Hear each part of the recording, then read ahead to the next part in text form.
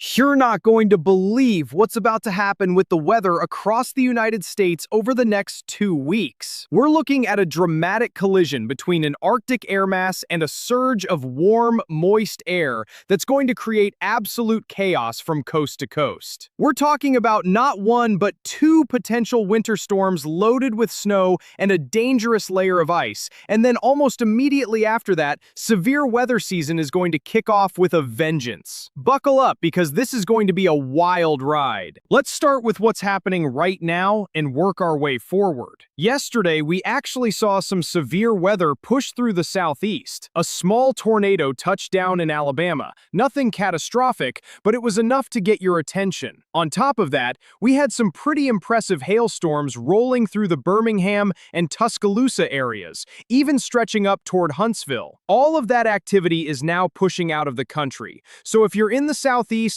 you can breathe a little easier for the moment. Meanwhile, up north, there's an Alberta Clipper that's been gaining strength just above the Great Lakes. It's been dropping some light to moderate snow across areas near Toronto and Montreal. And as we move into Saturday morning, this system is going to slide close enough to New England to potentially dust parts of northern New England with some light accumulation. But honestly, that Clipper system is not the headline here.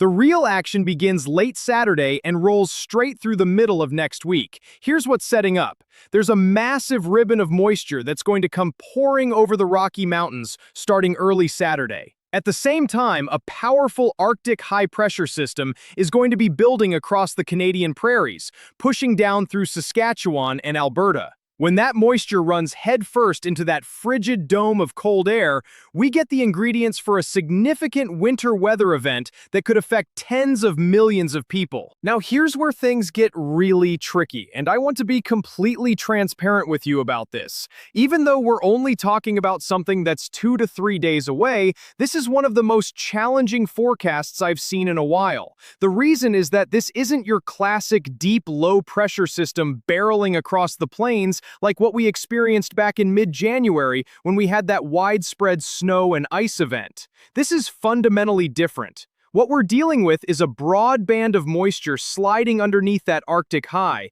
and the dynamics driving the precipitation upward just aren't as concentrated or as powerful in most locations. That said, where the lifting is strongest, we do expect to see some meaningful snowfall. The first round should arrive late Saturday into early Sunday across the northern plains, through the Midwest, and back into the Great Lakes region. This initial wave isn't going to be a blockbuster by any means. We're probably looking at a coating up to maybe 2 inches in the spots that catch the heavier snow bands. Nothing that's going to shut cities down, but enough to make roads slippery and remind you that winter isn't quite done yet. Sunday is where things start to get more interesting, because a fresh injection of Pacific moisture is going to come surging over the Rockies and feed into the system. This is going to spawn a new round of precipitation across the Central Plains, the Midwest, and back into the Ohio Valley. And this time, we're not just talking about snow. We're talking about a messy mix of snow, sleet, freezing rain, and plain rain, all happening simultaneously across different zones. By late Sunday evening into early Monday, around the 6 o'clock hour, you'll start to see a growing area of light to moderate snow developing with sleet and freezing rain mixing in near cities like Kansas City. This is essentially the opening act of what could become a legitimate winter weather event. Now, I want to be careful with my wording here, because I'm not fully convinced we can slap the winter storm label on this just yet. The criteria for that designation is going to vary quite a bit depending on where you are, but I do think several inches of snow are realistic across portions of the Midwest and Central Plains, and there will be a corridor, probably a fairly narrow one, where freezing rain and sleet become the dominant precipitation type. As of right now, I don't think we're going to reach ice storm criteria anywhere in the Midwest or Ohio Valley, but that doesn't mean it won't be dangerous. Even a thin glaze of ice on roadways late Sunday and early Monday is going to create some really treacherous driving conditions, so please plan accordingly if you're going to be traveling. Now, let's talk about Monday afternoon into Tuesday, because this is where the forecast gets significantly more complicated. By Monday, that Arctic high-pressure system that's been the driving force behind all of this is going to start weakening, and as it loosens its grip, a new surge of moisture is going to come rocketing out of the Rockies and aim straight for the northeast. And this is where we could have some serious problems on our hands. The computer models have been trending in a direction that suggests a growing ice threat across much of the mid-Atlantic and northeast as we push into Tuesday, accompanied by a more widespread snow event across New England. Now, before anyone panics, let me be clear. This looks absolutely nothing like the nor'easter that hammered the region roughly a week ago. It doesn't even come close in terms of raw intensity or total snowfall potential.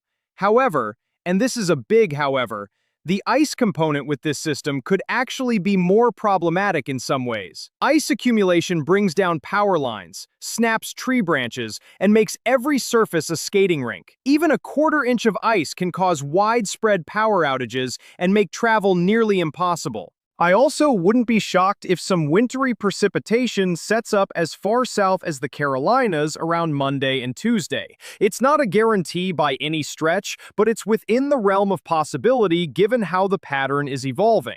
So if you live anywhere from the Carolinas up through New England and westward into the Ohio Valley, you need to be paying attention to the forecast over the next several days. Let's talk about the elephant in the room, which is the massive uncertainty surrounding this entire setup. It is honestly remarkable how much disagreement there is between the major forecast models for an event that's less than 3 days away. The European model is painting one picture, suggesting 1 to 3 inches of snow across parts of Wisconsin, Minnesota, central Illinois, Indiana, including Indianapolis, over toward Columbus, Ohio, and a few inches scattered across the Northeast. The European model is even hinting at another significant snow event in the Northeast by next weekend, but that's so far out that there's really no scientific basis to put any confidence in it. Then you look at the GFS model, and it's telling a completely different story. It pushes the storm track much further south, makes the system weaker overall, but then cranks up the intensity specifically for the mid-Atlantic region.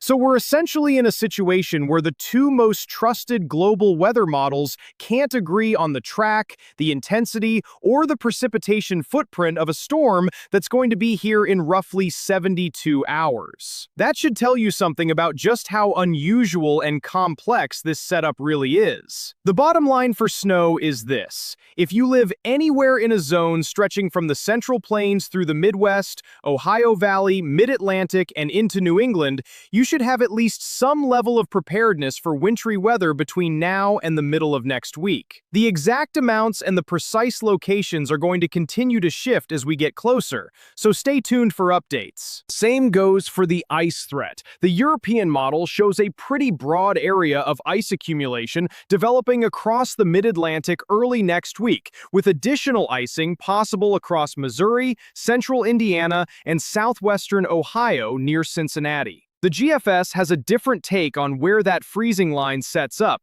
but both models agree that some form of icing is likely along the East Coast during the middle of next week. This is something we need to watch very carefully, because freezing rain can escalate from a minor nuisance to a major disaster very quickly. Now let's shift gears entirely, because once this winter weather clears out by Wednesday of next week, the entire weather pattern across the country is going to do a complete 180. We're going to transition from a jet stream that's been dipping southward, supporting cold air and winter storms, to one that lifts dramatically to the north. And when that happens, the door swings wide open for severe weather. A massive trough is going to dig in along the west coast, which essentially acts as a conveyor belt, sending storm systems over the Rockies and into the plains. Combine that with rapidly warming temperatures and increasing moisture from the Gulf of Mexico, and you've got a recipe for some very intense thunderstorm activity. I'm not overly confident that the first 5 days of March are going to produce anything major. Maybe one isolated event at best. But once we get past March 5th or 6th, the atmosphere looks like it's going to become supercharged. The Accumulated Supercell Composite Parameter, which is a tool we use to gauge the potential for rotating thunderstorms, is showing a notable signal across the Great Plains and into the Midwest and Ohio Valley during the March 5th through 11th timeframe. That's a pretty strong indication that organized severe weather is coming back in a big way. I'll be keeping an especially close eye on Tuesday, Wednesday, and Thursday of next week across the Southern Plains and possibly the Mississippi Valley. The overall pattern strongly supports at least one significant severe weather event around March 7th, 8th, or 9th. The large-scale building blocks are all falling into place, with troughing along the west coast and ridging building over the east coast, which is a classic setup for severe thunderstorm outbreaks. And speaking of that warming trend, the temperatures over the next couple of weeks are going to be absolutely wild. This weekend is going to feature one of the sharpest temperature contrasts we've seen all winter. On Sunday, parts of Kansas will be struggling to reach the 30s and 40s, while just a few hundred miles south in Wichita Falls, Texas, temperatures will be flirting with 90 degrees. That's an insane gradient across a relatively short distance. But by the middle and end of next week, that warm air is going to surge northward dramatically. We could see 50s and 60s near